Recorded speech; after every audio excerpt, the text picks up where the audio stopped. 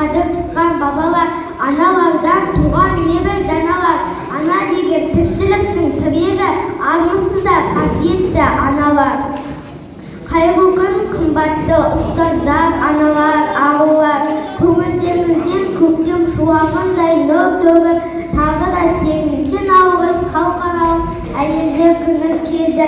Осынау көркем мерекенің қай кезде де орны бөлек, олай болатыны аналарға деген ыстық сезім мен алғыс пен құрмет ешқашан сөнбек емес. Олар өмірдің гүлі, көңілдің жыры. Әр отбасының алтын діңгегі мынау тынымсыз тіршілік пен кең дүниенің өзі тек аналар мен ажарлым. Бүгінгі ағайлап атқан таңмен бірге әрбір сәбидің жүрегі өзім деп соқса, бүгінгі мерекелік кешімізді ашық деп жариялаймын. Қош келіпсіздер.